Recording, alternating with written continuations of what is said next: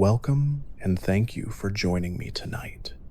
As we settle in, we'll drift back to the very beginning of the Pokemon journey, exploring the quiet details and hidden trivia of Pokemon Red. For many, this was the first step into a larger world, and even decades later, it still holds secrets worth uncovering. Let me know in the comments where you're tuning in from tonight and what other Pokemon games you want me to cover next. Make sure to subscribe so you don't miss the next adventure. When Pokemon Red was first released in Japan in 1996, it wasn't just a video game, but a cultural spark that would grow into one of the biggest franchises on Earth. Many players don't realize that Red was paired not with blue as in the West, but with green. The two were nearly identical, but the sprites in green were rougher and less polished, leading the Western release to use the cleaned-up blue version as its counterpart. This means that when someone outside of Japan thinks of the very first Pokemon games, they're usually thinking of red and blue, while Japanese players remember red and green. The choice to rework the sprites in blue shows just how quickly the developers were learning and improving even within the same generation. One of the most fascinating details about Pokemon Red lies in the hardware limitations of the original Game Boy. With only a tiny amount of memory and processing power, the developers had to squeeze an entire universe of creatures, items, and mechanics into a handheld cartridge. That's why some features feel unusual compared to later games. For instance, certain moves behaved differently, with critical hits were based on a Pokemon's speed stat. Faster Pokemon like Jolteon and Persian could land critical hits much more often, while slower ones almost never did, a quirk that shaped competitive play in those early days. The map of Kanto itself was also a technical marvel. The developers used tricks like tile reuse, mirroring, and hidden connections between routes to make the world feel larger than it really was. Even the caves and dungeons were designed to overlap in ways that allowed them to fit into memory more easily. For example, if you look at how the map data was stored, you'll find that some areas share the same layout base, just decorated differently. It's a reminder that the feeling of vastness in Kanto wasn't just good design, but clever optimization. Pokemon distribution in Red was another fascinating choice. Each version of the game had its own exclusive species, a decision made to encourage players to trade with each other. For Red, these exclusives included Ekans, Arbok, Oddish, Gloom, Vileplume, Mankey, Primeape, Growlithe, and Arcanine, along with Scyther and Electabuzz. This meant that if you wanted to complete the Pokédex, you couldn't do it alone. You had to find someone with the other version and connect through a link cable, which itself was an innovation at the time. This design made trading feel essential, and it turned the games into a social experience. The idea that friendship and connection were baked into the structure of the game is one of the reasons Pokémon exploded in popularity. The sprite work in Pokemon Red deserves a closer look too. Many of the designs are very different from the official artwork we know today. Charizard, for example, looked bulkier and fiercer, with a stocky body and an almost dragon-like snarl. Some sprites were downright strange, like Golbat's enormous open mouth that looked like it could swallow the player whole. These oddities became part of the charm of Generation 1. Fans often joke about how off-model the early sprites were, but they gave the game a unique, raw personality. It was only later that the designs became standardized across games, anime, and merchandise. Glitches in Pokemon Red are some of the most famous in gaming history. The most iconic is Missing No, short for Missing Number, a glitch Pokemon that appears when the game tries to reference data that doesn't exist.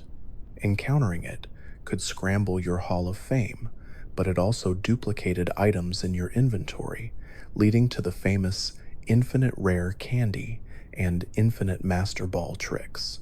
Missing No became a legend in its own right, with kids on the playground whispering about how to find it, what it meant, and whether it was dangerous to catch. The glitch wasn't intentional, but it cemented itself as part of the culture of Pokémon Red. Another quirk of the game's coding can be seen in the way stats and moves were handled.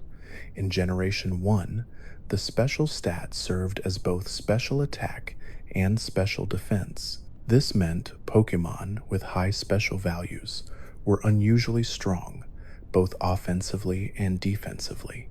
Alakazam, for instance, was terrifying in battle because it could both deal and absorb special damage with ease. Later generations split this stat into two separate categories, balancing the system more fairly. But in Red, this oversight created a meta where certain Pokémon reigned supreme. The music of Pokémon Red also holds some fascinating secret. The Lavender Town theme became infamous years later for its eerie quality, leading to urban legends about it causing headaches or worse in children who listened to it. While those stories were just myths, the song itself is undeniably unsettling compared to the upbeat tracks elsewhere in the game. Its use of dissonant tones and minor keys set it apart, giving Lavender Town a ghostly, uneasy feeling that players never forgot. The soundtrack overall was composed by Junichi Masuda, who worked within the limited sound chip of the Game Boy to create melodies that are still instantly recognizable today. The fact that tunes like the battle theme or the bike riding music are burned into players' memories decades later is a testament to how strong they were. Even small items in Pokémon Red had stories behind them. The bicycle, for instance, was famously priced at 1 million Pokédollars, an amount the player could never possibly afford because the in-game currency cap was set at 999,999. The only way to get the bike was to obtain a voucher, forcing players to explore and interact with the world. It was a playful way of nudging you toward discovery. Other items, like the Sylph Scope, added a sense of mystery, allowing you to see the true forms of the ghosts in Lavender Town's tower. Until you had it, those encounters were shrouded in uncertainty, heightening the tension. The characters of Pokémon Red also stand out. Professor Oak, the kindly mentor, was one of the first figures many players associated with Pokémon. Yet even he has hidden details. Unused dialogue suggests he was originally meant to battle the player at some point. Red's rival, often referred to as Blue or Green depending on the version, was designed to constantly challenge the player, showing up at inconvenient times with a stronger team. This constant rivalry gave the story a sense of momentum. And then there was the mysterious final battle on Victory Road against your rival as champion, a twist that surprised players by turning the story into something personal. Team Rocket provided another layer of intrigue. Unlike the faceless enemies in many games of the era, they had personalities, with grunts who spouted quirky lines and bosses like Giovanni who loomed large as real threats. Giovanni's role as both the leader of Team Rocket and the final gym leader was a clever twist that tied the criminal underworld directly to the player's journey. It gave the game a sense of continuity and surprise, showing that not everything was as simple as it first seemed. Even the Pokédex itself in Pokémon Red has strange quirks. Some entries are surprisingly dark, with descriptions that hint at danger, mystery, or even tragedy. Cubone's story about wearing the skull of its dead mother became one of the most famous bits of lore in the entire series, setting a tone that Pokémon wasn't just lighthearted fun, but also had shadows lurking beneath its surface.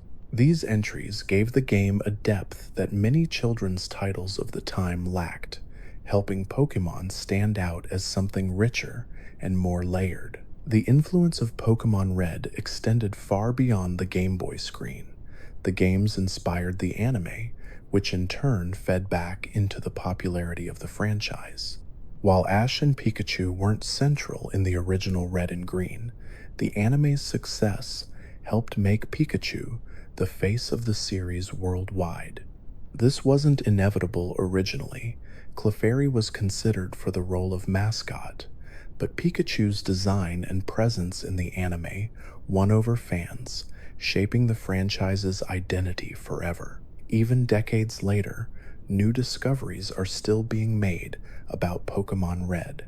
Data miners continue to dig into the game's code, finding unused sprites, unfinished concepts, and hints at Pokémon that never made it into the final game.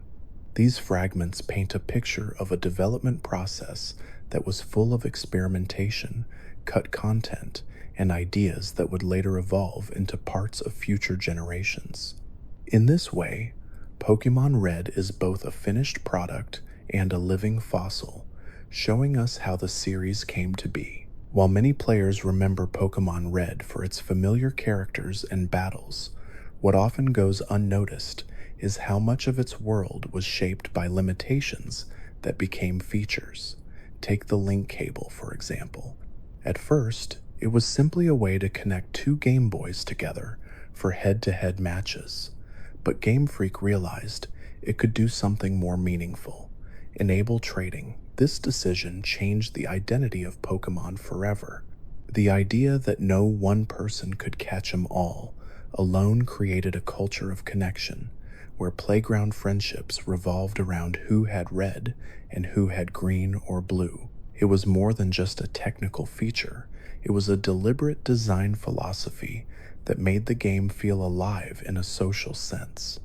Without this, Pokémon might never have become the phenomenon it is today. Another hidden layer within Pokémon Red lies in the way its battle mechanics worked under the hood. For instance, the infamous 1 in 256 glitch meant that even moves with a 100% accuracy rate, like Swift, had a tiny chance of missing. This was due to the way the game handled probability checks in its code, and while it was rare, players unlucky enough to experience it sometimes thought their game had bugged out completely.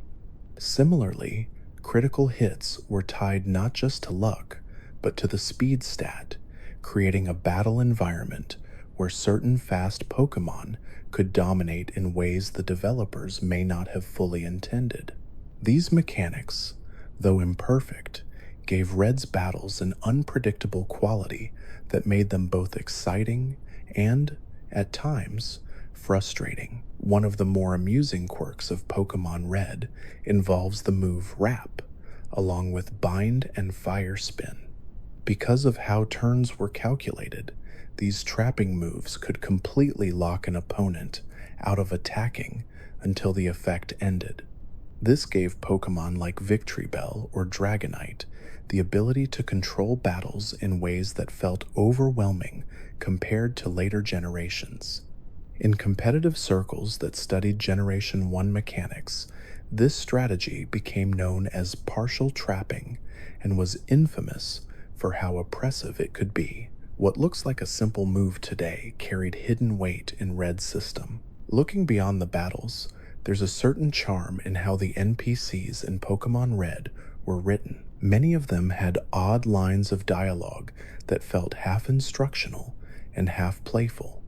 Some directly told you how to play, while others seemed to break the fourth wall.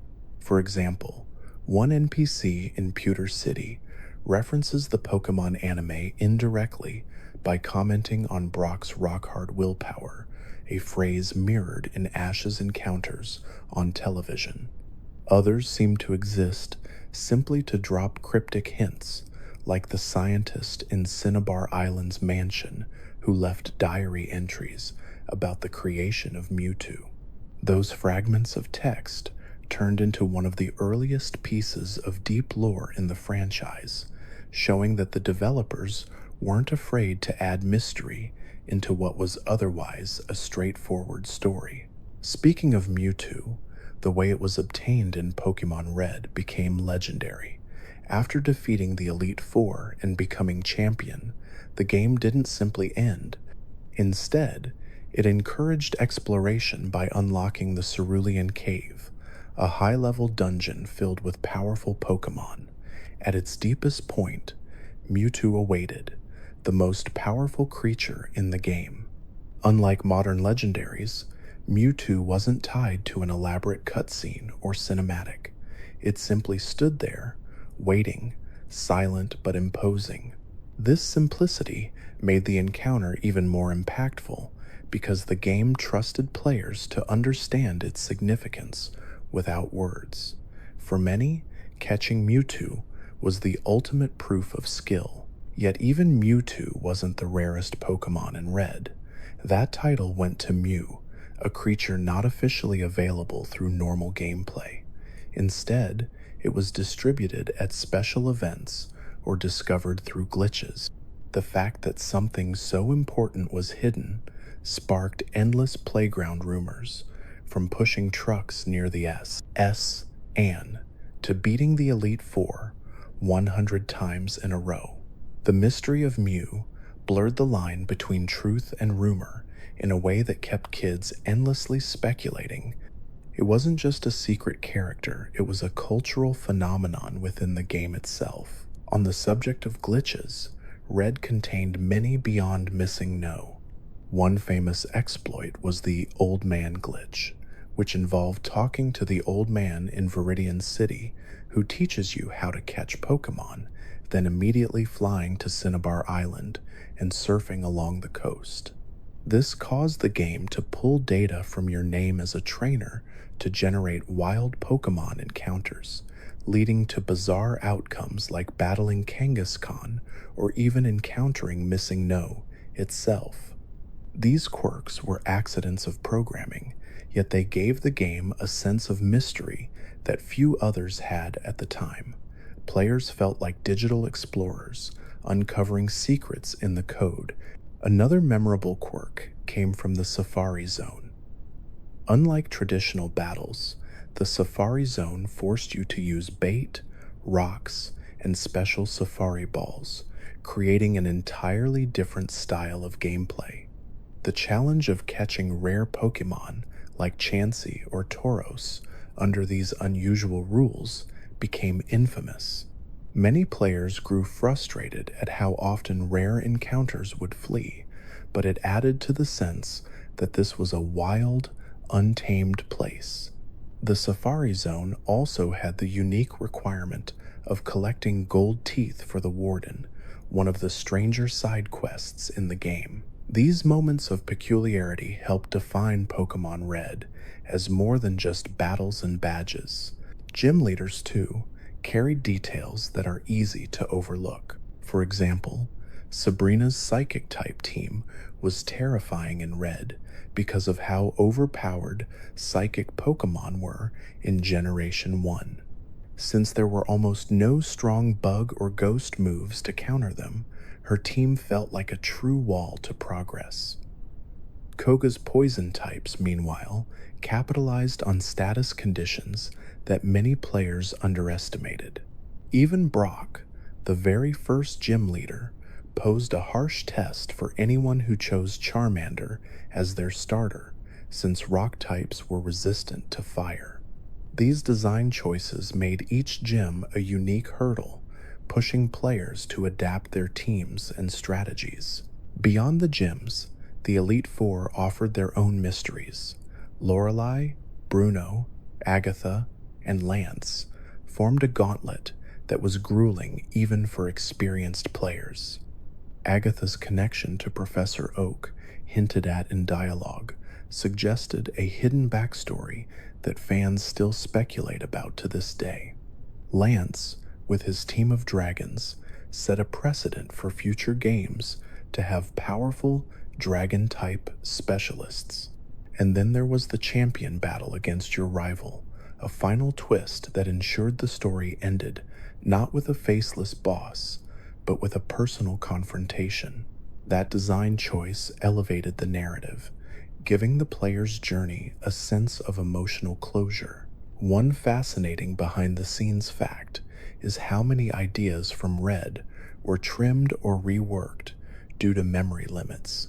Early design documents suggested that there were plans for far more than the original 151 Pokémon, but the Game Boy couldn't handle it. Unused data later revealed creatures that didn't make it, including prototypes of designs that would evolve into later generations. These lost Pokémon give fans a glimpse into how creative the developers were and how much potential was held back by the technology of the time. Even the in-game economy had odd quirks. The limit of 999,999 Pokédollars was set due to the way the memory handled numbers. As a result, items like the bicycle costing 1 million served as playful jokes rather than serious options. Meanwhile, items like rappel and escape rope gave players new ways to navigate the world, teaching them to think differently about encounters. It wasn't just about battling, it was about preparation, foresight, and resourcefulness. These mechanics, though small, added depth to the game loop. Another subtle but important detail in Pokémon Red was the way it introduced legendary birds. Articuno, Zapdos, and Moltres weren't tied to the main story, but were hidden across the map in challenging areas. Discovering them felt like stumbling onto something rare and powerful, a reward for exploration rather than plot progression. This design choice gave players reasons to venture off the beaten path, rewarding curiosity with awe-inspiring encounters. Lastly, the cultural impact of Pokémon Red cannot be overstated. When it launched in Japan, sales were modest at first, but word of mouth gradually spread. Players began to realize just how much depth and replayability the game had, and sales surged long after release. By the time Red and Blue launched internationally, the franchise had built momentum that would carry it into every corner of pop culture. The combination of simple mechanics, hidden depth, social trading, and layers of mystery created a perfect storm. What began as two humble Game Boy titles grew into one of the most beloved series in history, all because of the foundation set in Pokémon Red. Beyond the well-known characters and battles, Pokémon Red also carried countless small quirks in its design that shaped how players interacted with the world. One of the most interesting is the way encounters were programmed. Wild Pokémon weren't evenly distributed across areas. Instead, each patch of grass or cave had its own encounter table, with certain species appearing at very specific rates. Some creatures, like Caterpie in Viridian Forest, were common enough that nearly every player caught one. Others, like Pikachu in the same forest, were so rare that finding one felt like a special event. This design introduced children to the idea of rarity and probability in games, teaching patience and persistence without needing a tutorial. Fishing in Pokémon Red also carried its own set of quirks. There were multiple rods that influenced which Pokémon could be caught, but the mechanics were surprisingly restrictive. The old rod, for example, only ever caught Magikarp. This wasn't explained outright, so many players kept trying, convinced they might reel in something rare. The more advanced rods expanded the pool, but even then, the distribution leaned heavily toward common species. This limitation turned the eventual capture of something like a Dratini in the Safari Zone or Dragonair while fishing into an unforgettable memory. These design choices made every catch feel earned. Speaking of unforgettable, the SS Anne is one of the most famous locations in Pokémon Red. This luxury cruise ship serves as a key point in the story, where the player earns the HM for cut. But what made it truly memorable was the myth surrounding it. Once the ship set sail, it never returned, leading to rumors that it could be saved or revisited by performing some secret action. The most famous legend claimed that if you used strength on a truck parked near the ship's harbor, you could uncover Mew.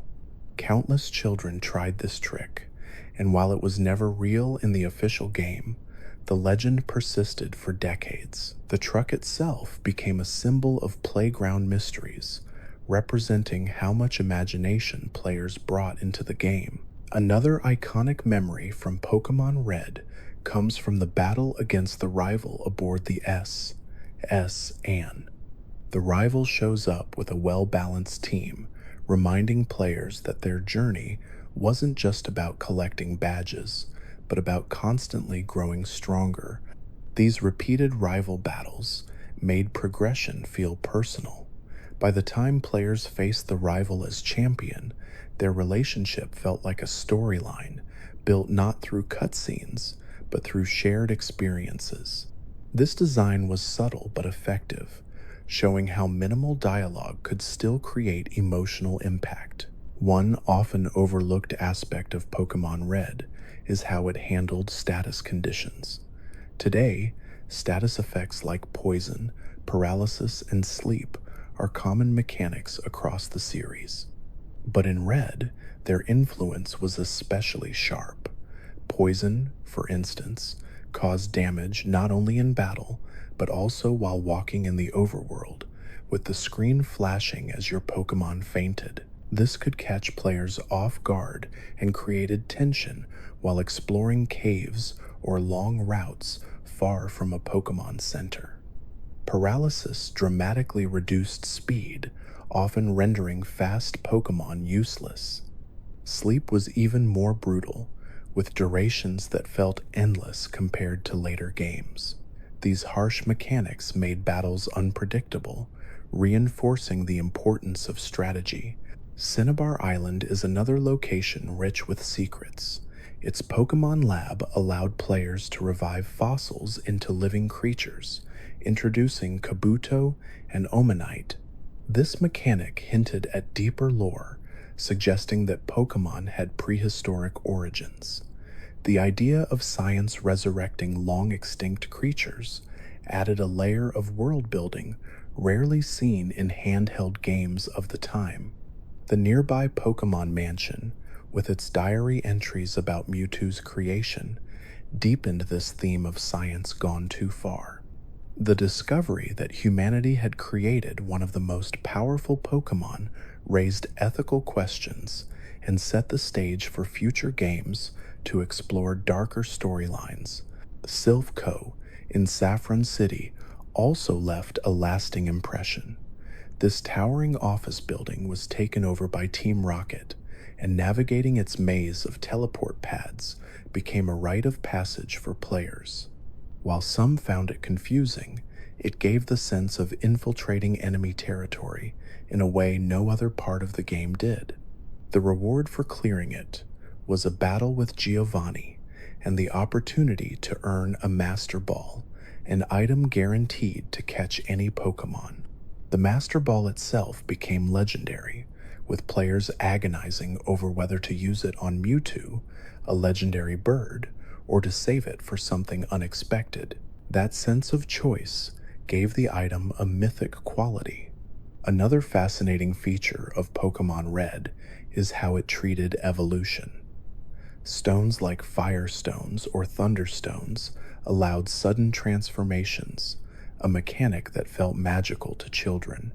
Trait evolutions, such as those for Machoke or Haunter, reinforced the importance of connection with other players. Then there were Pokémon like Eevee, who could evolve into multiple forms depending on the item used. These branching paths sparked endless debates about which evolution was best, creating a personal bond between players and their choices. Evolution wasn't just a mechanic, it was storytelling through gameplay. Victory Road, the cave leading to the Pokémon League, stands as one of the most memorable challenges in the game. Its puzzles required the strength HM to move boulders onto switches, teaching patience and problem solving. The wild encounters inside featured powerful Pokémon like Onix and Golbat, acting as a final test before the Elite Four. The difficulty of Victory Road made the eventual arrival at the Pokémon League feel truly earned. It wasn't just about reaching the end, it was about proving yourself through endurance. Even the Pokémon Center, a seemingly simple location, carried symbolic weight in Pokémon Red. The iconic jingle that played as your team was healed became a sound associated with safety and relief. The box storage system, though clunky, taught players the importance of resource management. Because the PC boxes had limited space and required manual switching, completing the Pokédex became a logistical challenge. These systems, while cumbersome by today's standards, made the experience of collecting all 151 Pokémon feel like an achievement requiring dedication. Another hidden detail lies in the movesets of certain Pokémon. For example, Dragonite, one of the strongest Pokémon in Red, had a surprisingly limited move pool, relying on moves like Wrap and Hyper Beam rather than the Dragon-type attacks you might expect. In fact, Dragon-type moves barely existed at all, with only Dragon Rage, which dealt a flat 40 damage regardless of stats. This showed that the type chart in Red was still experimental, with gaps that would later be filled in future generations. The imbalance between types, like the overwhelming strength of psychic Pokémon, highlighted just how much the series would evolve. The Cerulean City Nugget Bridge Challenge is another memorable piece of design. Players faced a gauntlet of trainers, offering a nugget as a reward. At the end, they were invited to join Team Rocket, a shocking twist at the time. While the player couldn't accept, the idea that the villains tried to recruit you added a unique narrative flavor. It suggested a world where choices mattered, even if only hinted at. This moment stuck with players because it felt like a genuine temptation, offering a glimpse of an alternate path. Pokémon cries in Red also hold a special place in memory. The Game Boy's limited sound chip meant each creature had only a short, distorted call, yet those sounds became iconic, with certain cries like that of Jigglypuff or Zapdos standing out for their uniqueness. These cries were reused across multiple generations, but in Red, they carried an especially raw quality, as though the developers were pushing the hardware to its limits. For many players, the sound of encountering a wild Pokémon was just as thrilling as the sight of it. The design of dungeons like Rock Tunnel and Seafoam Islands also reflected the game's emphasis on exploration and challenge. Rock Tunnel required the use of the HM flash, forcing players to prepare beforehand or stumble through in darkness. Seafoam Islands used currents and boulder puzzles to create a multi-layered maze, leading to the discovery of Articuno. These areas weren't just obstacles, they were experiences that taught problem solving and rewarded curiosity. Each cave felt distinct, making the journey through Kanto diverse and memorable. One subtle but powerful feature of Pokémon Red was its day-night timelessness. Unlike later generations that introduced a real-time clock, Red existed in a static world where time never passed. This simplicity made the game endlessly replayable without constraints, yet it also encouraged players to use their imagination, projecting their own sense of time and rhythm onto the journey.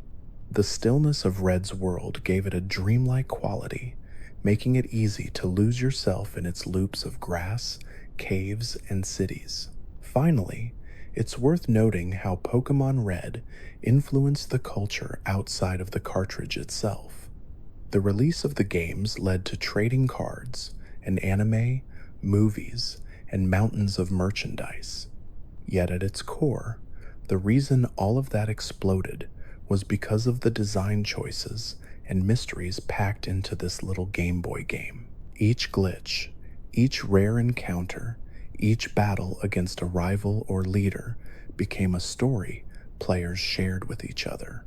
Pokémon Red wasn't just a game you played, it was a world you carried with you, a set of memories woven into the childhoods of millions. The journey through Pokémon Red also reveals how much personality the developers managed to pack into such a small cartridge. Even the smallest towns had defining traits. Pallet Town, for instance, was simple on the surface, with only a handful of buildings, but it introduced the core theme of adventure by starting the player in a quiet home before sending them into a larger world. Viridian City served as the first real hub, teasing the idea of a gym that couldn't yet be challenged. This design encouraged curiosity, urging players to return later and discover how the pieces fit together. Every settlement had a purpose, and together they created a rhythm of exploration and return. The theme of return is also embedded in Pewter City, home to the first gym. Brock's rock-type team was deliberately designed as a skill check. Players who chose Bulbasaur or Squirtle had an easier time, while those with Charmander faced a difficult early challenge. This forced players to experiment with catching new Pokémon, teaching them the importance of building a balanced team. That sense of trial and adaptation became a core part of the Pokémon experience, showing children that obstacles could be overcome with creativity. Cerulean City added its own layer of memorability, with the famous bridge leading north. The rival's sudden appearance before the bridge battle became a sharp difficulty spike, often catching players off guard. This battle reminded players that their rival was always one step ahead, never letting the journey feel easy. Beyond the bridge, the encounter with Bill introduced transformation into the narrative.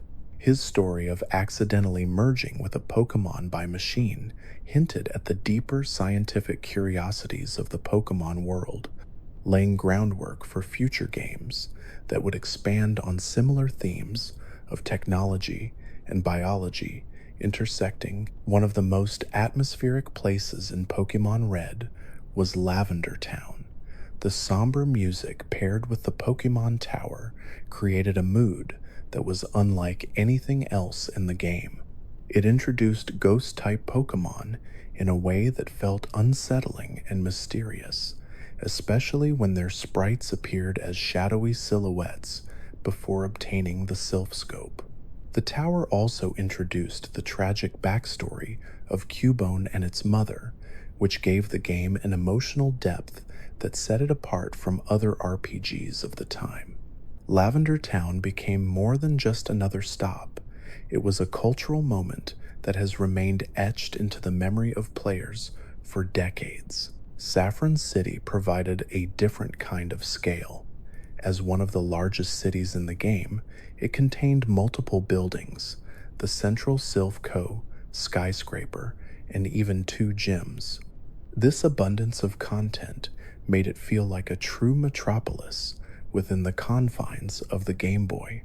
The Psychic Gym, led by Sabrina, stood as one of the most intimidating challenges because of the power imbalance between types.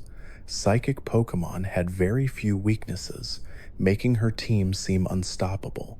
Many players found this battle to be a wall in their progress, but overcoming it gave a feeling of genuine triumph. The in-game currency system also reveals small details about balance and pacing. Items like potions and antidotes were priced low enough that even children could grasp the idea of saving and budgeting. More advanced items, such as full restores and revives, became aspirational goals. The game encouraged players to think carefully about resource management, teaching lessons about value and foresight in subtle ways. The shopkeepers, though unremarkable in dialogue, became part of the player's rhythm: heal, stock up, venture out, and repeat. This cycle reinforced the feeling of preparation before every journey. Pokémon Red also showcased how HMs were used to gate progress.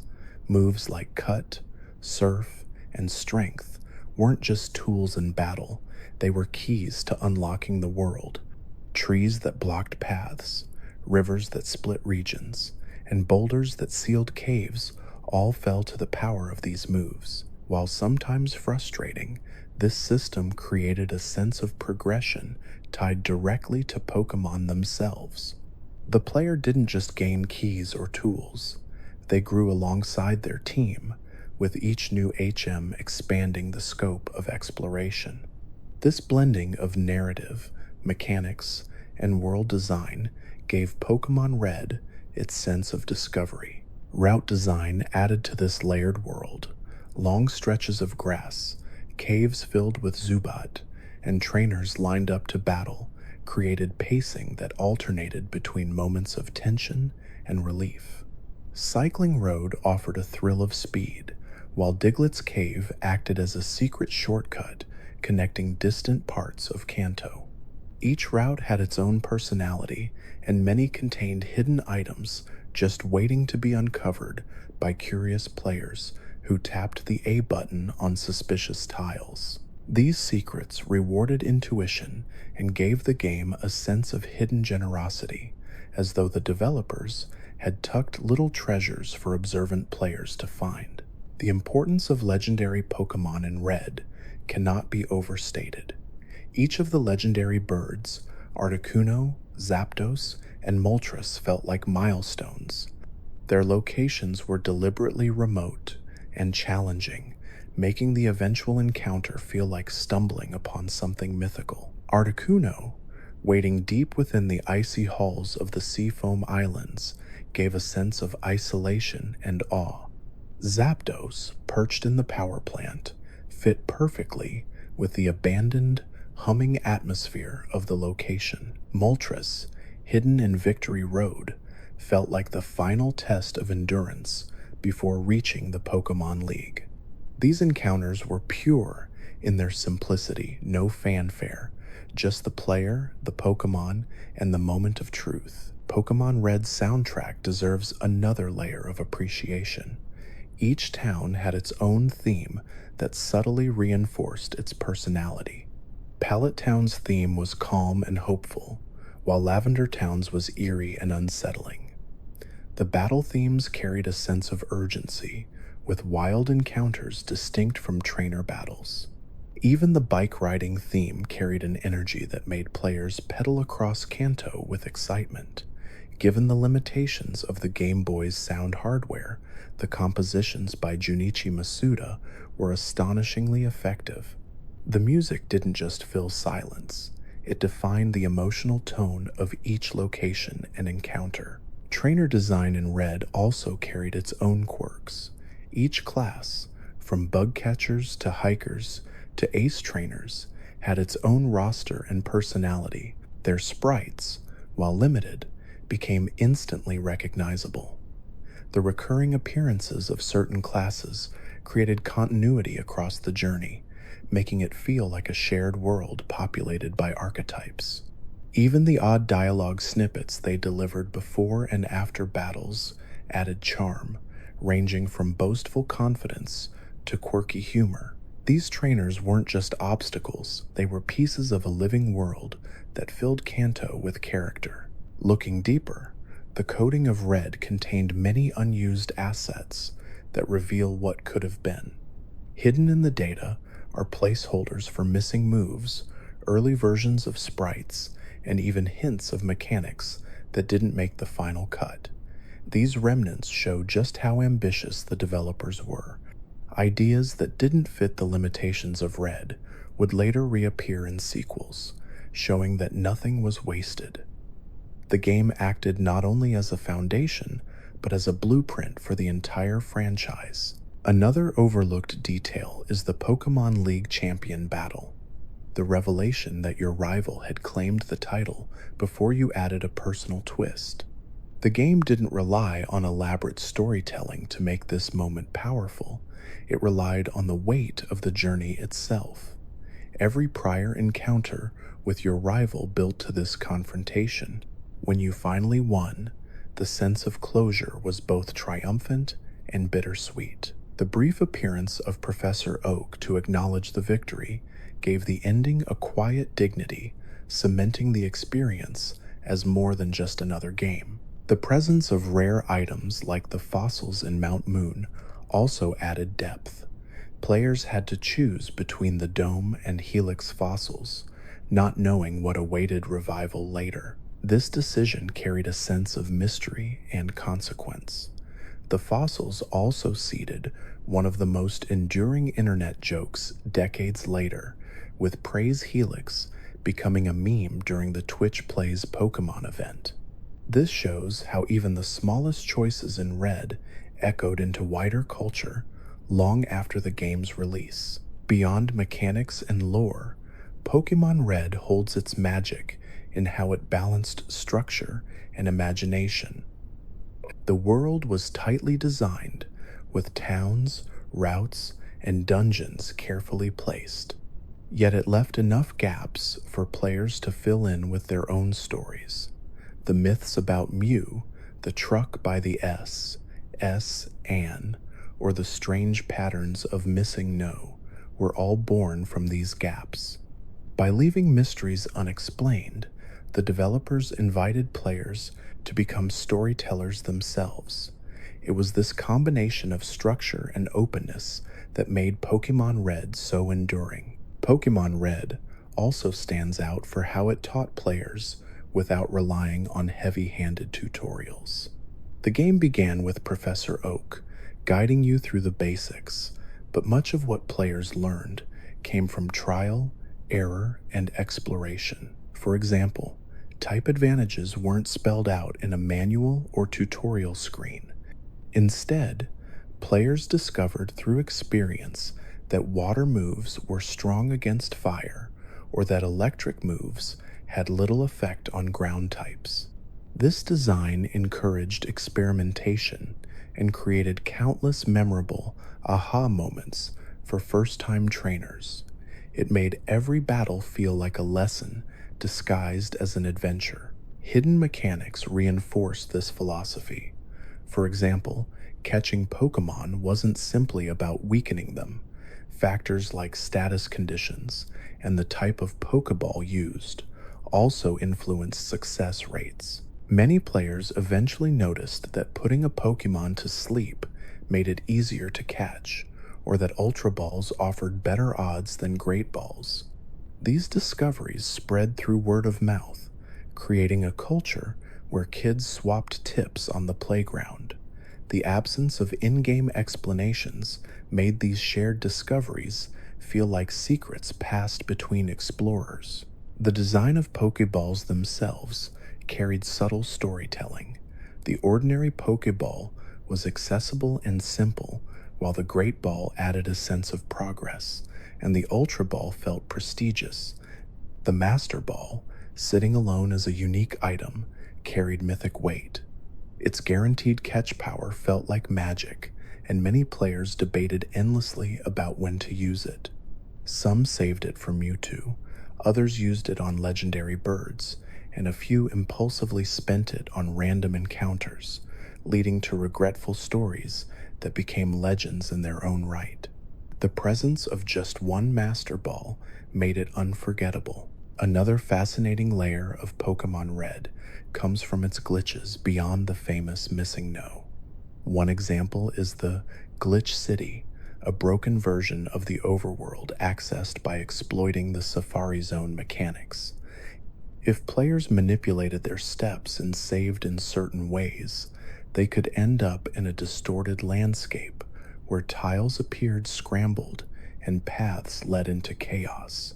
Though unstable, this glitch became legendary, with players sharing stories of wandering through a corrupted version of Kanto. It was both eerie and exciting, a reminder that the game's world was more fragile and strange than it first appeared. Even the technical quirks of battles carried charm. For instance, in Generation 1, certain moves didn't function the way players expected. Ghost-type moves were intended to be super effective against psychic types, but in Gen 1 they failed to affect them at all. This meant that Ghastly, Haunter, and Gengar couldn't effectively fight psychic Pokémon, contributing to the dominance of psychic types in Red's meta. Similarly, moves like Focus Energy were supposed to raise critical hit chances, but instead lowered them due to a programming error. These flaws turned into features in their own way because they gave Red a sense of unpredictability and imperfection that later games polished away. One of the strongest emotional beats in Pokémon Red came from the Marowak Ghost in Lavender Town. Encountered at the top of the tower, this battle was unlike any other because the ghost could not be caught. It had to be defeated to move forward, making it one of the few times the game forced players to battle without the reward of capture. Combined with the tragic lore of Cubone's backstory, this encounter left a deep impression. It hinted at themes of loss and closure rare in a game marketed to children. Players weren't just battling pixels, they were engaging in a story with emotional weight. The role of Team Rocket also added depth. Their presence wasn't confined to one city or dungeon, but spanned across Kanto, from Mount Moon to Celadon City's Game Corner. The Game Corner itself doubled as both an in-game casino and a secret base, creating a memorable dual-purpose location. Children who spent time at the slot machines might stumble upon the hidden staircase leading to Giovanni's hideout. This blending of everyday activity and secret villainy gave the world a layered feel. Team Rocket wasn't just a plot device, they were embedded into the environment itself. Celadon City's department store provided a different kind of scale. It was the largest shop in the game, filled with items and even TMs unavailable elsewhere. For many players, climbing its floors felt like entering a mall packed with possibilities. The rooftop vending machines became memorable for their quirky selection of drinks, which could be given to guards to unlock access to Saffron City. This small mechanic, trading refreshments for passage, added a sense of everyday realism to the world. It wasn't about battling or strength, it was about kindness and creativity. The introduction of fossils in Mount Moon added another layer of mystery. Players were forced to choose between the Dome and Helix fossils, not knowing their significance until much later. This design created suspense, turning a simple item choice into a long-term payoff when the fossils could finally be revived. The fossil mechanic also linked Kanto to themes of ancient history and science, suggesting that Pokémon weren't just creatures of the present, but part of a larger timeline. This layering of lore within mechanics made the world feel alive. Safari Zone design also deserves special mention for its role in shaping the experience of rarity. The mechanics of throwing rocks or bait were confusing for many players, yet they added unpredictability to encounters. Pokémon like Chansey or Kangaskhan became symbols of perseverance because of how hard they were to catch. The required steps to reach the Warden's house, retrieve the gold teeth, and receive the HM for strength-tied exploration to storytelling. This zone wasn't just about catching Pokémon, it was about navigating a strange and unpredictable wilderness. Another hidden detail in Pokémon Red lies in how status moves were balanced. For example, the move Hyper Beam was uniquely powerful because if it knocked out an opponent, the usual recharge turn was skipped. This made Hyper Beam an incredibly strong tool in competitive play, giving Pokémon like Tauros a dominant role. Other quirks, like substitute blocking status conditions but not always behaving consistently, showed how experimental the system was. Players learned through trial and error, creating a meta defined as much by bugs as by intended design. The Pokemon League structure itself was unique for the time. Most RPGs ended with a final boss or a climactic dungeon, but Red presented a gauntlet of 4 powerful trainers, followed by a surprise rival battle. This format created escalating tension, with each Elite Four member specializing in different types. Lorelei's ice types tested endurance, Bruno's fighting types tested resilience, Agatha's ghost and poison types tested strategy, and Lance's dragons pushed teams to their limits. The rival battle afterward made victory feel personal, transforming the ending into an emotional climax. This structure became iconic, repeated in nearly every Pokemon game since. The post-game Cerulean Cave highlighted another brilliant design choice. Instead of ending the journey after the credits, Red opened the map to one final challenge. This cave was filled with high-level Pokemon, making it the ultimate training ground. At its core stood Mewtwo, the strongest Pokemon in the game, waiting in silence. The encounter with Mewtwo felt different from anything else. No dialogue, no build-up, just the most powerful opponent, daring players to test themselves. The simplicity of this design carried enormous weight, ensuring the memory of that battle lingered long after the Game Boy was turned off. Looking back, one of the most enduring legacies of Pokémon Red is how it blurred the line between reality and imagination. Rumors of hidden Pokémon, secret methods, and unexplained glitches made the playground experience as important as the cartridge itself. Whether it was the myth of Pika Blue, the rumors about catching Mew, or speculation about using strength on the truck, the game thrived on mystery. These rumors weren't in the manual or in the code they lived in the conversations of children, making Pokémon Red not just a game, but a shared cultural mythos.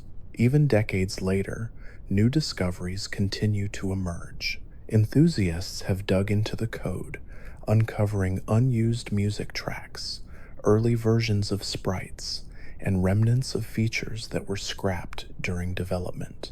These findings give us glimpses into the ambitions of the developers, reminding us that Red wasn't a polished final product, but the beginning of a journey. It laid the foundation for everything to come, imperfect yet magical, small in scale yet infinite in imagination. When Pokémon Red crossed over from Japan to international markets, subtle differences in design and presentation shaped the way players around the world experienced the game. In Japan, Red was paired with green, but for the Western release, Red was instead paired with blue. This wasn't a simple cosmetic change. It reflected an effort to polish and refine the game for a new audience. Blue's updated sprites were cleaner and more consistent, replacing some of the rougher designs seen in green.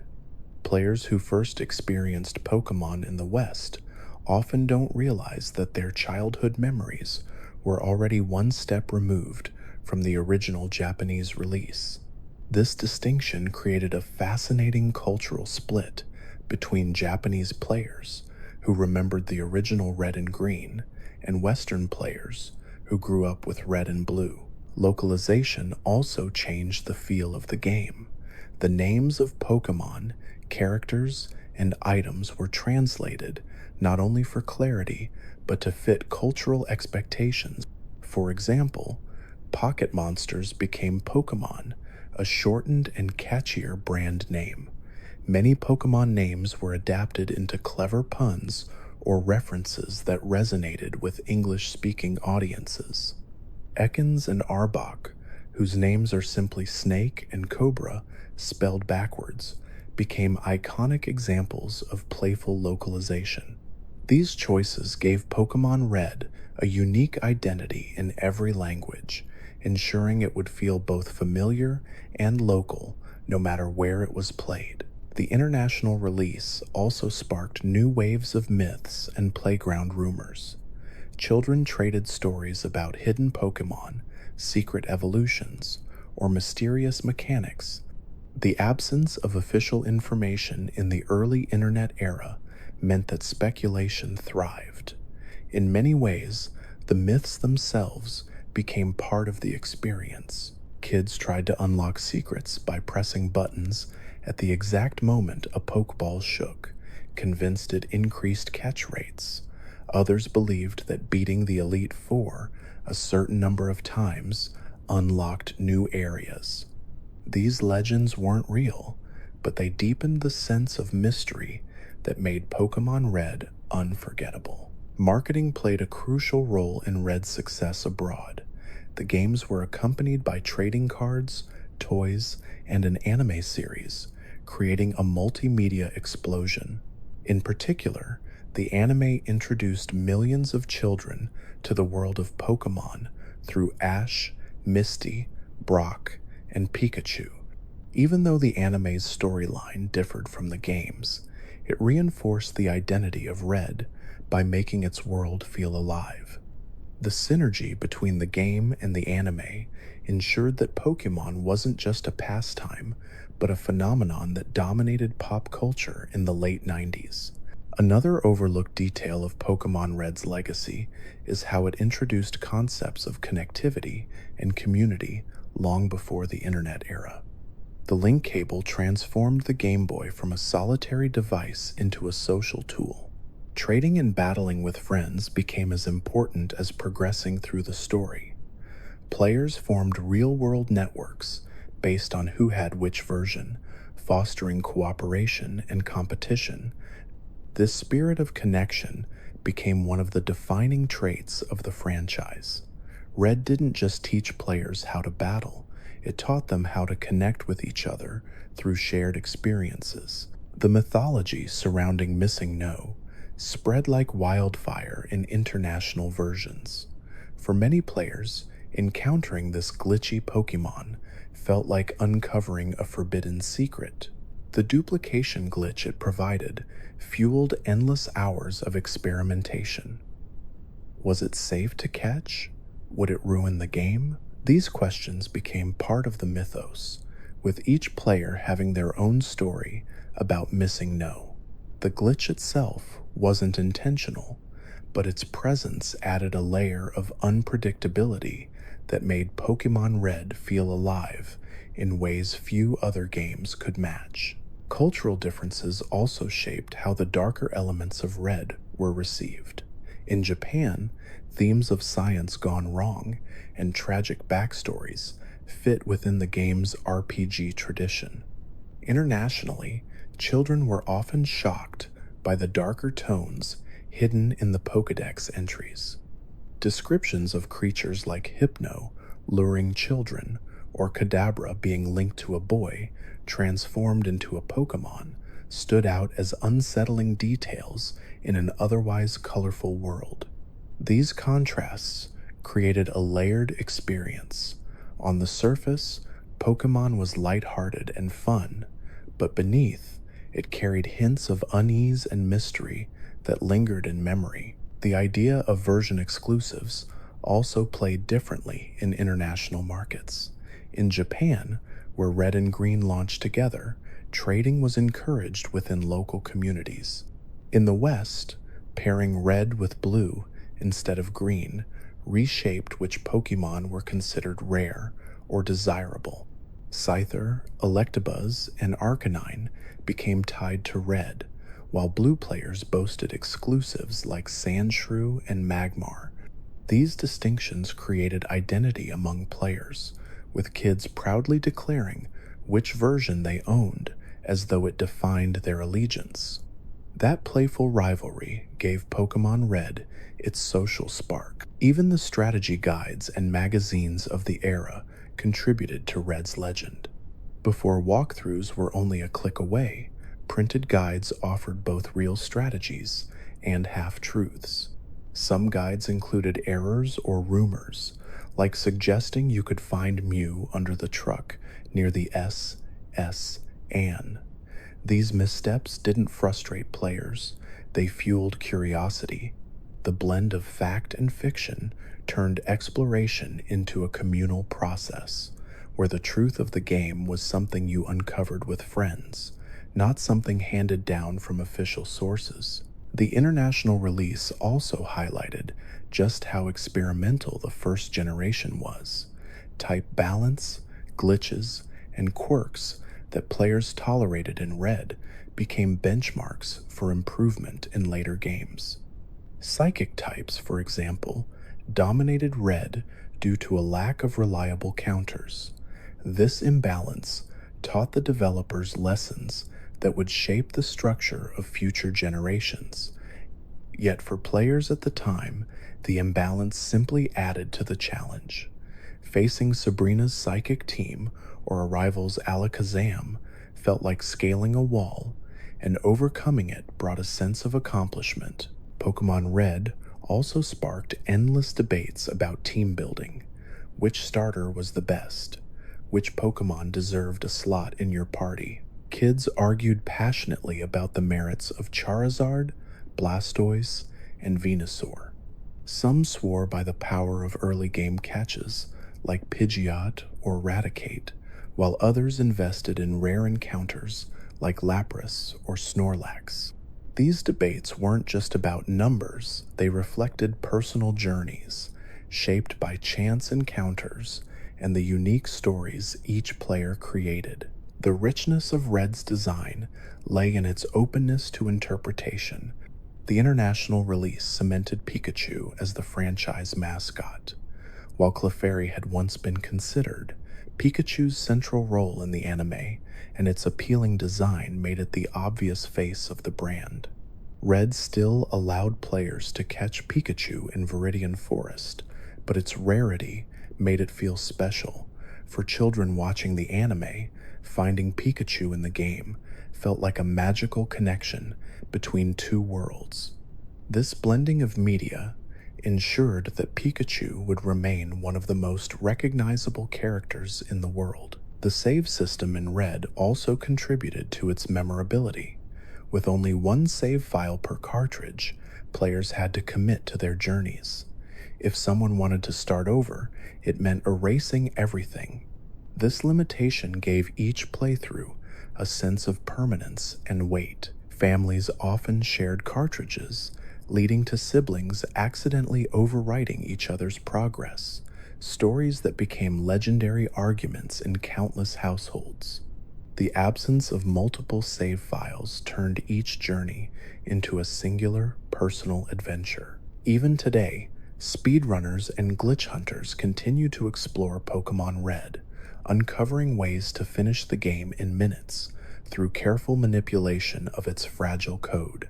These discoveries highlight how much depth was hidden in what seemed like a simple RPG. Red wasn't just the start of a franchise, it became a canvas for decades of exploration, from casual playground myths to competitive speedrunning communities.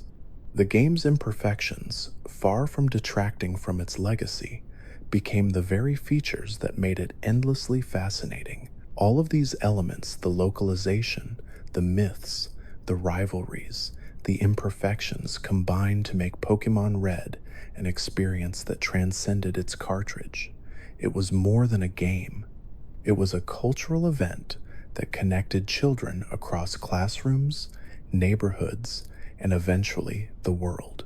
It created stories that were shared, retold, and mythologized.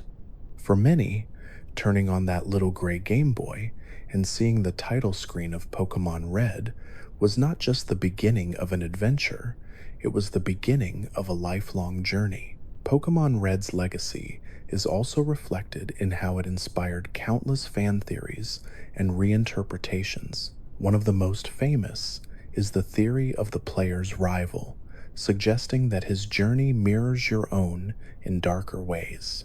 Throughout the game, he is always one step ahead, yet his progression is filled with subtle tragedies. By the time you face him as champion, his moment of triumph is snatched away in an instant. When Professor Oak consoles him after his defeat, it carries an unexpected sadness, showing that victory and loss exist side by side. This narrative nuance, achieved without elaborate cutscenes, became one of Red's most enduring storytelling triumphs. Another long-lasting fan interpretation comes from the idea that Kanto was built on the aftermath of war. Lieutenant Surge's dialogue about electric Pokémon saving him in combat sparked endless speculation about a great conflict that shaped the region. While never confirmed, the hints scattered across the game encouraged players to imagine a history beyond what was shown. This kind of environmental storytelling, built from fragments of dialogue and design, created an aura of depth far greater than the cartridge's memory could hold. Pokémon Red suggested a larger world, even when it couldn't explicitly show it. The game also shaped how players thought about morality in subtle ways. Team Rocket wasn't simply evil. In a cartoonish sense, they engaged in activities like theft, cruelty, and exploitation of Pokémon for profit. Their presence in the Celadon game corner linked crime to everyday life, making villainy feel insidious rather than remote. Defeating them felt like an act of justice, but it also raised questions about the role of adults in a world where children were often left to shoulder responsibility. Red didn't present answers, but its narrative planted seeds of complexity in what might otherwise have been a straightforward story. Pokémon Red's glitches and imperfections also became a mirror for imagination. Children convinced themselves that the game contained secrets waiting to be unlocked, often blending fiction with reality. The famous Pokégods, rumors tales of hidden evolutions or godlike creatures tucked away in the code, flourished on schoolyards and early internet forums. While none of them existed, the belief itself became part of the cultural landscape. Pokémon Red blurred the boundary between what was programmed and what was imagined, making the player's creativity an essential part of the experience. Even the cartridge itself carried meaning. The bright red shell of the Japanese release stood out against the gray of most Game Boy games. Holding it in your hands felt special, as though you possessed a unique artifact. In the West, the label art depicting Charizard became iconic, cementing the Fire Dragon as one of the franchise's most recognizable figures. For many children, that image alone was enough to ignite excitement before even turning on the console. The physicality of the cartridge gave Pokémon Red a presence that modern digital games sometimes lack. The trading system also highlighted how Pokémon Red used scarcity to foster connection. Pokémon like Hitmonlee and Hitmonchan forced players to choose, leaving the other unavailable without trading. Similarly, Eevee could only evolve once per playthrough, encouraging players to seek out friends to experience the alternatives. These small restrictions weren't punishments, they were incentives for interaction. The brilliance of Red's design lay in how it used limitation as a way to expand the social experience. The Pokédex wasn't just a collection, it was a reflection of the bonds between players. Another charming detail lies in the way trainers were scattered across the world. Each route and dungeon was filled with challengers who offered a mix of personalities: the youngster with his shorts, the lass with her carefree tone, the fisherman with his Magikarp. All became small but memorable figures in the journey. Their dialogue, though brief, added color to the world. Over time, these archetypes became staples of the series, reappearing in future games as nostalgic echoes of Red. What began as simple sprites turned into cultural icons in their own right. The aesthetic of Kanto itself also deserves recognition. The pixelated forests, the winding caves, the coastal routes, all were etched into memory by the constraints of the Game Boy screen. Because of the limited palette, players often filled in the gaps with imagination. Viridian Forest felt vast, even though it was only a handful of screens. The cycling road felt exhilarating, even though it was a simple downhill path. The artistry of Red wasn't just in what it showed, but in what it suggested, allowing players to dream a larger world into existence. Pokémon Red also introduced the concept of legendary status through rarity and challenge. Mewtwo, the legendary birds, and Mew itself created a hierarchy of myth that shaped the franchise. These creatures weren't just stronger than others, they carried narrative and emotional weight. Catching them wasn't simply a gameplay milestone, it was a story you told your friends. The memory of the moment you finally succeeded became a personal legend shared and retold across generations. The enduring charm of Pokémon Red lies not just in nostalgia, but in how its design choices continue to resonate. The imperfections, the overpowered psychic types, the glitchy mechanics, the strange Pokédex entries didn't weaken the game. They made it more human, more mysterious, more alive.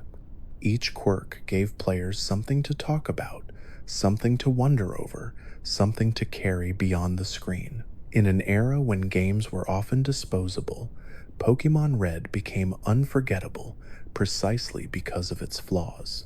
Even now, decades after its release, Pokémon Red remains a touchstone for the franchise. Fans return to it not only for the gameplay but for the feeling it created, the excitement of discovery, the thrill of connection, the wonder of a world larger than its pixels. Its DNA lives on in every sequel, every spin-off, every piece of merchandise. The series has grown immeasurably, but at its heart lies that first journey through Kanto, that first encounter with Professor Oak, that first battle against a rival, that first step out of Pallet Town. In the end, Pokémon Red was never just about catching creatures. It was about capturing imagination.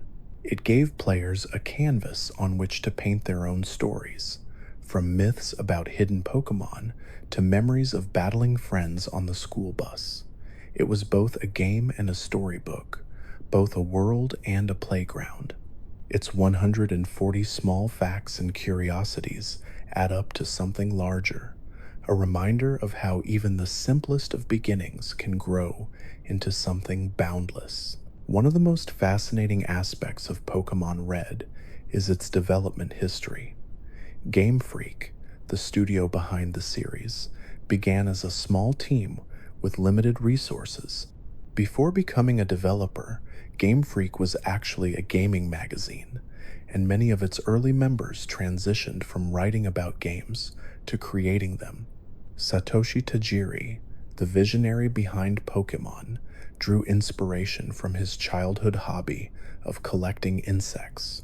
The idea of capturing, cataloging, and battling creatures came directly from his memories of exploring nature. Pokémon Red is the digital reflection of those childhood adventures, transformed into a world that millions could share. During development, the Game Boy was already nearing the end of its expected lifespan. Nintendo was cautious about investing in such an ambitious project for aging hardware. Yet Tajiri and his team believed in the vision. They used every trick possible to compress data, creating efficient code that fit an enormous world into the cartridge. Even then, they were forced to cut content. Early designs suggest that dozens of additional Pokémon were conceptualized but never made it into the final game.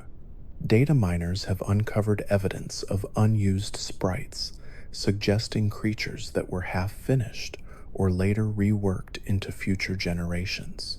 These ghostly remnants remind us how much creativity was packed into Red, even beyond what players saw.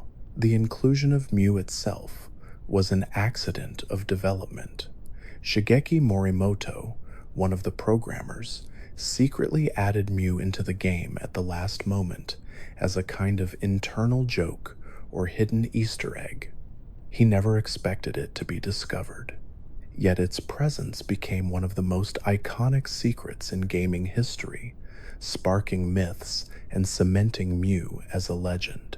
That single act of quiet rebellion within development shows how even small choices can change the course of gaming culture. Another quirk of Red's design is how its memory limitations led to creative problem solving. For instance, items and moves were stored in overlapping data structures, which is why glitches like missing no could occur. Instead of treating these limitations as flaws, the developers leaned into them, creating a world that felt larger than it truly was. The fact that players could store and carry hundreds of items, collect over 150 Pokémon, and traverse an interconnected map all on a cartridge with less than 1 megabyte of data is nothing short of extraordinary. The influence of Ken Sugimori, the primary artist, also shaped the identity of Pokémon Red. His watercolor-style illustrations defined the official artwork of the first generation, creating a soft, organic look that contrasted with the pixelated sprites on the Game Boy. These designs helped unify the identity of the Pokémon, making them feel real, even when the in-game graphics were abstract. Sugimori's art bridged the gap between imagination and screen, giving players a way to picture their partners outside of the game's limitations. Behind the scenes, the team faced enormous challenges. Development took 6 years, far longer than expected, leading to periods where funding nearly ran out. It was only Nintendo's cautious support and the persistence of Game Freak that allowed the project to continue. When Red and Green finally launched in Japan in 1996, sales were initially modest. Yet as word of mouth spread, fueled by the discovery of Mew and the excitement of trading, sales surged. What began as a risky project turned into a cultural phenomenon, proving the team's faith had been justified. Even the decision to release paired versions of the game was a bold experiment. At the time, few other series had attempted to split content across multiple cartridges. The concept of exclusives forced interaction between players, making the games more than solitary adventures. This design choice, born partly from storage limitations, became a signature feature of the franchise. Pokémon Red wasn't just about battling through Kanto, it was about engaging in a network of connections, both digital and human. The staff of Pokémon Red included many who would go on to shape the series for decades. Junichi Masuda, who composed the music and helped with programming, would later become one of the central figures of Pokémon's direction. His ability to blend catchy, emotional melodies with technical ingenuity ensured that the soundtrack of Red became timeless.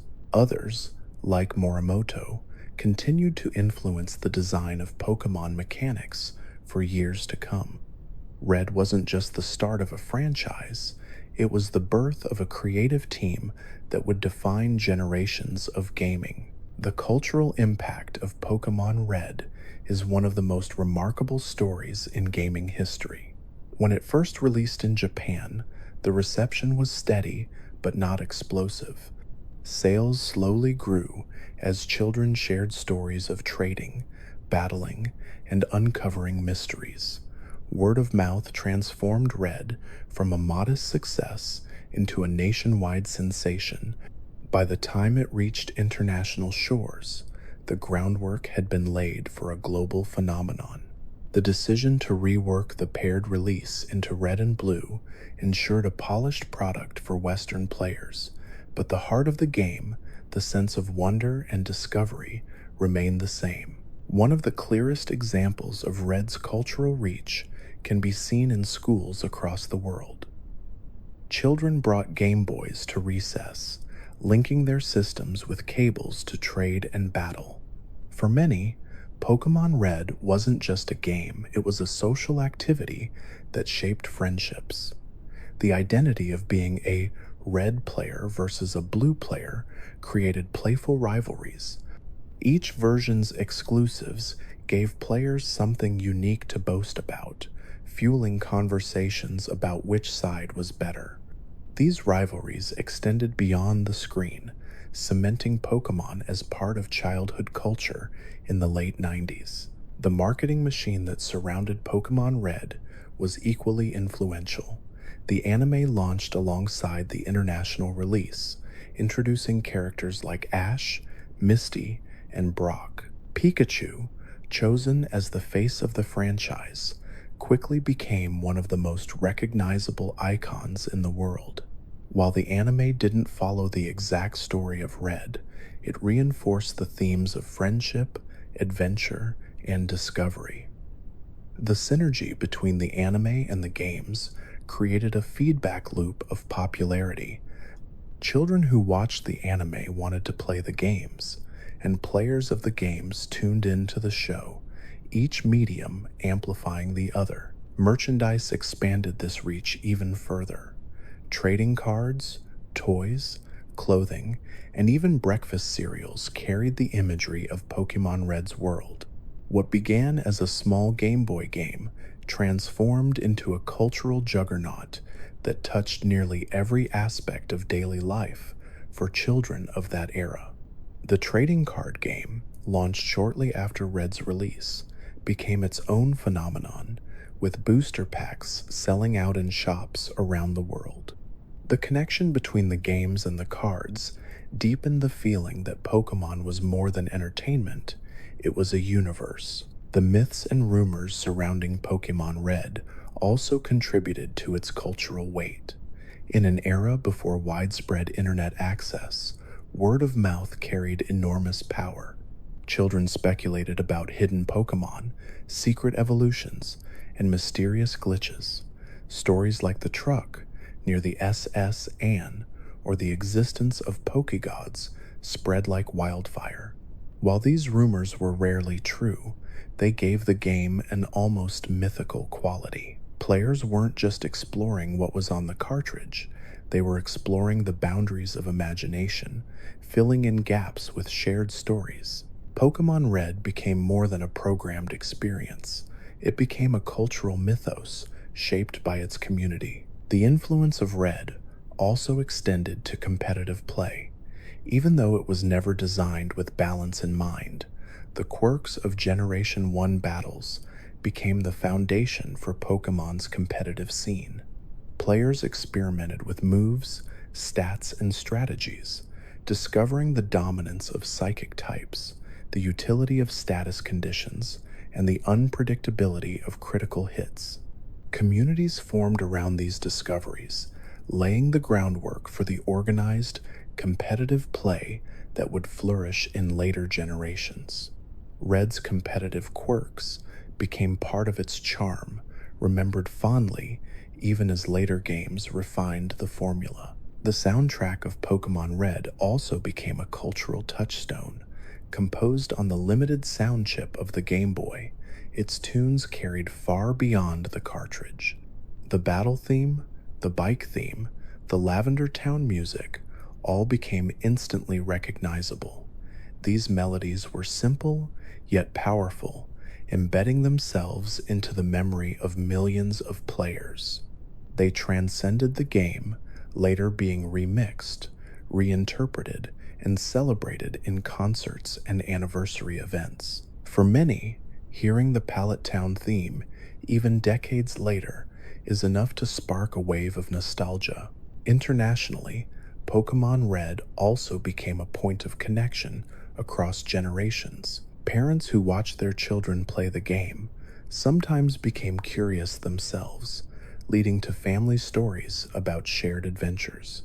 Younger siblings learned about the game from older ones, passing down knowledge like folklore. Even those who never played often became familiar with the characters and creatures simply by being surrounded by the phenomenon. Red's influence wasn't limited to players. It touched entire households, making it a cultural moment shared by millions.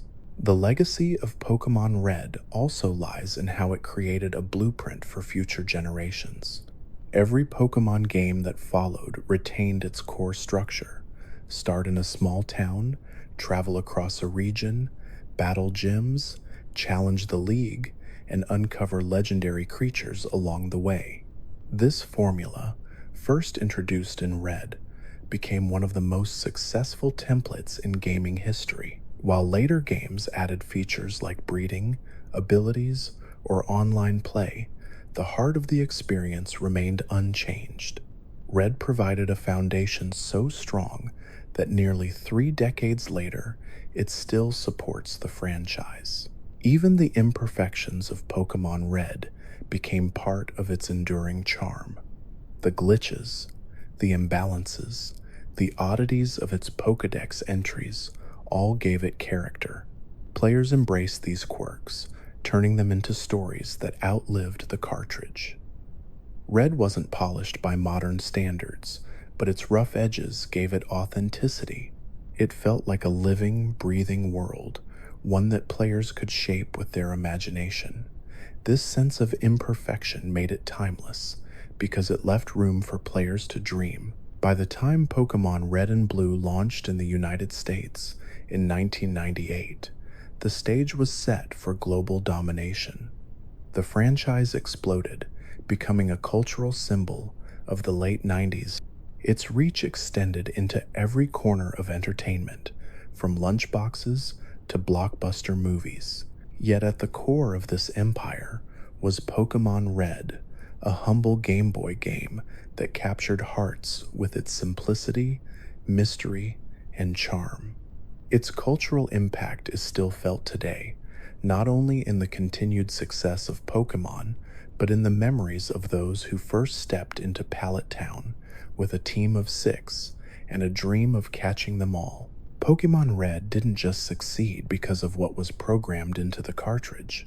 It thrived because of the stories players told about it. Myths, rumors, and half-remembered secrets became just as important as the official mechanics. The famous rumor about Mew under the truck near the SS Anne is perhaps the best example. Children across the world swore that if you used strength on the truck, you would unlock Mew. Though completely false, the rumor spread with such persistence that even years later, players would return to test it. This single myth shows how Red blurred the line between fact and fiction, letting imagination become part of the adventure. Another enduring fan legend involved Pokegods, supposed super-powerful evolutions beyond the normal Pokedex. Names like Pikablu, Doomsay, and Togetuo circulated on playgrounds and early internet forums. Children claimed that these creatures could be unlocked by completing impossible tasks, like defeating the Elite Four 100 times or filling every PC box. Of course, none of it was true, but the excitement it generated added to the game's allure. For many players, Pokémon Red was more than a finished product. It was a treasure chest of mysteries waiting to be cracked open, even if the mysteries weren't really there. The missing no glitch added fuel to these rumors. Encountering a corrupted, blocky figure on the coast of Cinnabar Island felt like peering behind the curtain of the game itself. The fact that it could duplicate items like rare candies or Master Balls made it even more legendary. Some players embraced Missing No as part of their team, while others feared it would ruin their save file. Whether loved or feared, Missing No became a cultural icon, reminding players that the code of Pokémon Red was imperfect, alive, and unpredictable. Even the small details of the Pokédex added to Red's sense of mystery. Entries often carried dark undertones that contradicted the cheerful tone of the anime. Hypno was said to kidnap children. Haunter was described as capable of causing death through its lick. Kadabra's lore suggested it was once a boy transformed overnight.